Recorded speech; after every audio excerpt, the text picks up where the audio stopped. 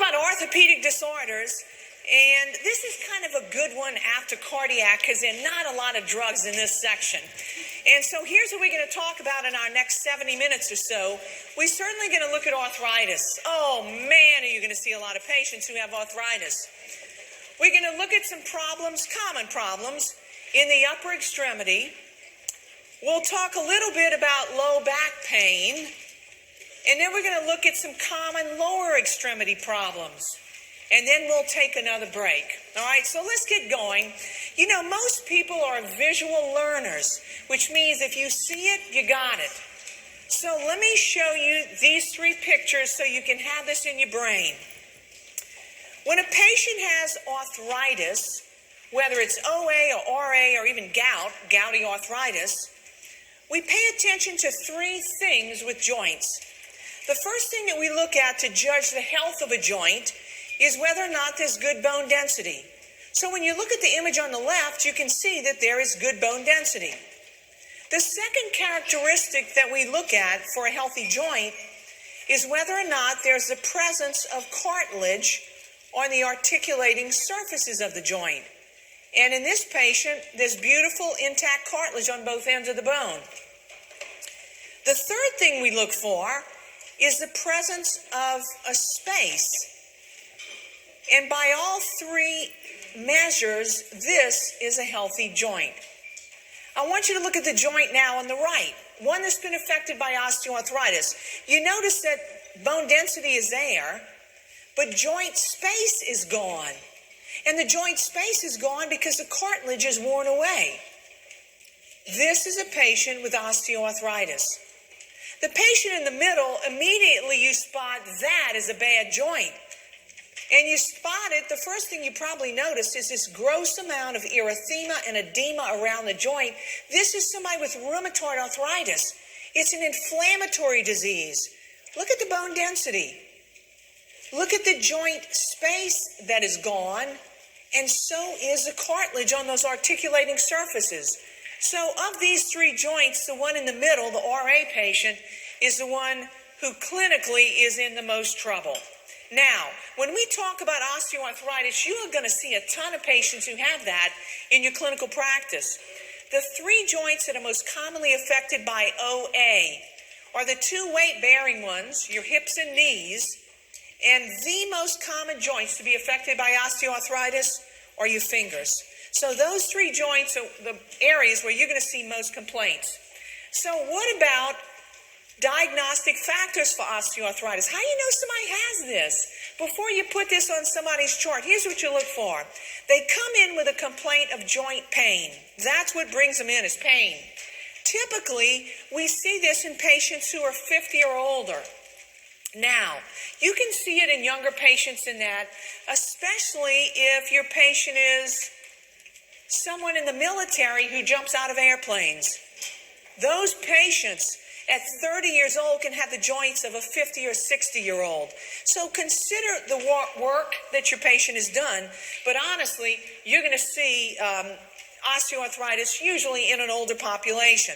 When you get an x-ray, you're going to see joint space narrowing, and that lets you know that the articulating surface, that cartilage is worn away. The other thing that we often find is the presence of an osteophyte. Let me make sure you know what that is. An osteophyte is a calcium deposition, a deposit of calcium. When that happens inside a joint, that osteophyte rubs against cartilage. Now look, you don't have to be an Einstein. An osteophyte is hard. Cartilage is soft. If an osteophyte is rubbing against cartilage, who's going to win? The osteophyte wins every day. So when meniscus or cartilage gets worn away because that osteophyte is rubbing against it, the symmetry of the knee or the hip gets out of line. And then it begins to wear away, and the entire joint becomes affected. So when you see an osteophyte on an x-ray, it's a harbinger of trouble that's going to befall that joint in the future. So when you diagnose osteoarthritis, this is what we look for: joint pain, usually age greater than 50, and joint space narrowing or the presence of an osteophyte. Well, every joint pain that walks in your office is not osteoarthritis. You got to know the red flags for joint pain, and here they are.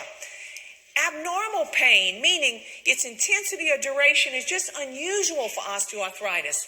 For you, that ought to be a red flag. A knee effusion happens with osteoarthritis, but to be honest with you, that should make you consider what's going on in that joint as well. If the joint pain is in a woman, especially non-menopausal, and she's not attained the age of 50 yet, I'm not always thinking of osteoarthritis. What might you be thinking of? Rheumatoid arthritis, some other joint disorder. Swelling of the hands and fingers. If it's one joint or maybe two, but swelling of multiple fingers and hands makes me worry. That's considered to be a red flag. Isolated MCP involvement. What might that make you think of? Rheumatoid arthritis, right? And then what about the presence of joint pains with psoriasis? What do we call that? Psoriatic arthritis, exactly. So these are all red flags for you. And you know, with osteoarthritis, it involves the weight-bearing joints. But if several joints are involved, it makes me begin to think that might not be OA, it might be RA. So these are some joint pain red flags for you. Let's go back to osteoarthritis because you're going to see that nearly every day in your clinical practice. How do we manage it? The mainstay of therapy for a patient with osteoarthritis are your non-form interventions, which means exercise, which is range of motion and strengthening, maybe weight loss, but listen, it's hard to lose weight. It's really hard to lose weight, and it's even harder to lose weight if you can't move. So that one's a tough one, but that's what we encourage our patients to do. Heat, they know more about a heating pad than you do. I'll be honest. But the mainstay of therapy for osteoarthritis is not a medication. It's a non-form management. So let's talk about the meds with osteoarthritis. We're supposed to use them only when symptoms are present. Now, the mainstay of the drug classes for osteoarthritis are the NSAIDs, both oral and topical. But while we're talking about the NSAIDs, we got to take a time out, and I got to make sure that you're aware of this. The way that NSAIDs help pain, especially osteoarthritis pain, is that they inhibit prostaglandin synthesis. They inhibit prostaglandin synthesis. And prostaglandins, as you know, are involved in that pain cascade. So if we knock those out, we help pain. There's a problem. The problem is that when you make prostaglandins, they maintain homeostasis in three really important places. When you make prostaglandins, it protects your GI tract. It keeps you from digesting your own stomach. We always remember about the GI tract and NSAIDs, but we usually forget about these other two places. So prostaglandins maintain homeostasis in the GI tract. In the kidneys, did you know that your kidneys make renal prostaglandins? You know what your renal prostaglandins do? Look, they assure that your renal arteries are dilated. If your renal arteries are dilated, your kidney gets a wonderful supply of blood. When you take NSAIDs and you inhibit renal prostaglandin synthesis, you get constriction of the renal arteries, and you deprive the kidneys of their blood flow. So it causes blood pressure to go up. It causes fluid to be held on to. And what I would tell you is we worry a lot about NSAIDs and kidneys, especially older kidneys. The third place you have to worry about when you give an oral NSAID is the heart. I don't know how many people in this room remember these drugs, Vioxx and Bextra. Who remembers those drugs? Yeah, they're not on the market anymore. You know why? They're not on the market because they increase the risk of MIs even in patients who aren't at risk for an MI. Really? Yeah, here's what happens.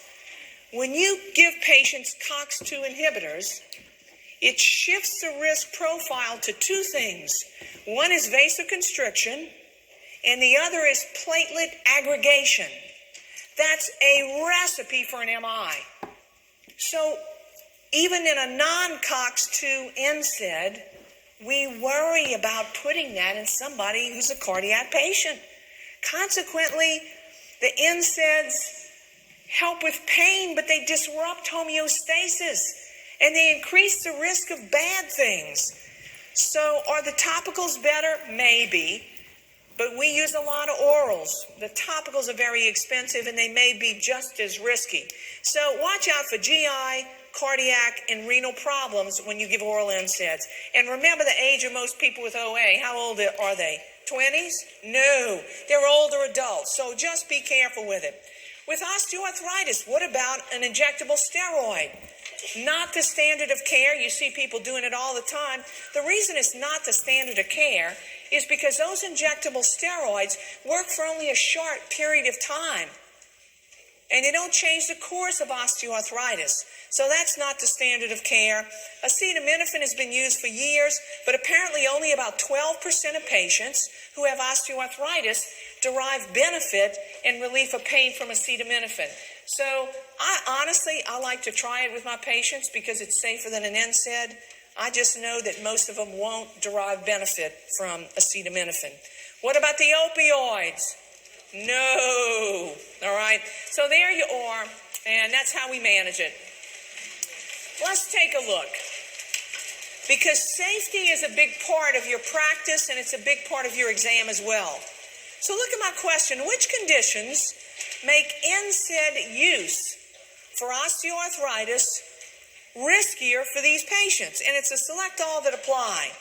Well, if a patient's got hypertension and you put an NSAID in them, what do you think is going to happen? Blood pressure's going up, circle number 1. Look at number 2, heart failure. An NSAID in a heart failure patient, we talked about that last hour. That's a terrible idea. Circle number 2. Chronic renal disease. And an NSAID, you gotta be kidding me. Circle it. History of an MI. Circle it. Gastric ulcer disease. Circle it. Number 6, don't circle. Non-alcoholic fatty liver disease. What about bypass surgery patients? Oh, yeah, they're at risk too. So I'd circle all of them except number 6. And here's your take-home point. Do you realize how many patients there are in whom an NSAID is not a really good idea?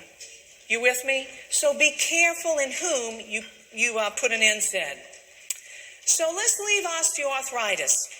And let's talk about rheumatoid arthritis, not because you're going to be treating these patients. You need to get them referred into rheumatology. But rheumatoid arthritis is going to be in your patient's differential a lot. So I want to make sure that you know what to do with it. Remember that rheumatoid arthritis is an autoimmune disorder, meaning that it's driven from inside, right? So it's autoimmune. It's an inflammatory disease. And I want you to pay attention to the words that characterize it. It is a polyarthritis, meaning it involves multiple joints. That's a red flag when it involves multiple joints. It's a peripheral polyarthritis. What does that mean? That means it rarely attacks the spine. It can, but it's way more common in the peripheral joints. The MCP is one of them. That's why that was a red flag. And it is a symmetrical peripheral polyarthritis. The reason it's important to learn those characteristics of rheumatoid arthritis is because we don't have a test that diagnoses this disease. We don't have a single test. We have that test called a rheumatoid antigen, but it's only positive 70% of the time in people who have rheumatoid arthritis. And you know what's worse than that? Some people have a positive rheumatoid antigen and they don't have rheumatoid arthritis. So we get it as part of our workup in primary care, but you have to realize the limitations of a rheumatoid antigen.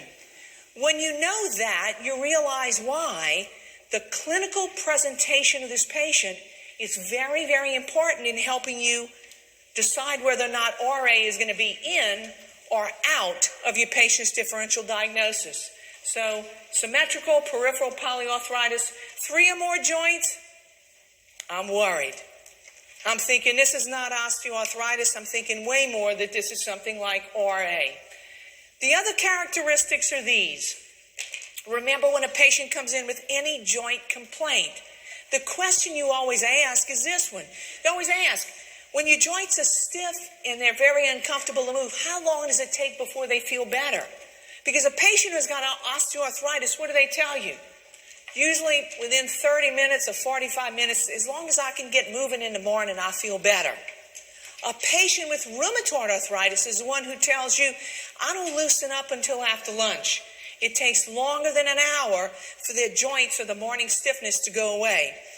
And then finally, the most important criterion up here for rheumatoid arthritis is that the patient has had these symptoms for longer than 6 weeks. And that's important because there are a lot of things that can masquerade as rheumatoid arthritis. There are many, many of those viral polyarthritises that adults get. And one of them is secondary to Fitz disease. You know Fitz disease, the little disease that kids get? When adults get it, it produces a symmetrical peripheral polyarthritis. And you certainly don't want that patient, that adult, with Fitz disease to have rheumatoid arthritis be part of the differential. Consequently, the American College of Rheumatology insists that before you even entertain a diagnosis of rheumatoid arthritis, that the patient have symptoms for at least 6 weeks. Because if it's one of those viral polyarthritises, it will have run its course within a 6-week period of time. Everybody got it? All right. So we talked about OA and how to manage it, and you're going to see a ton of it. We talked about RA because it's going to be in your differential. What about gout? Because gout or gouty arthritis is a form of arthritis. And you know what happens in gout? A urate crystal precipitates into a joint. And man, when that little thing gets inside a joint, pain, acute pain.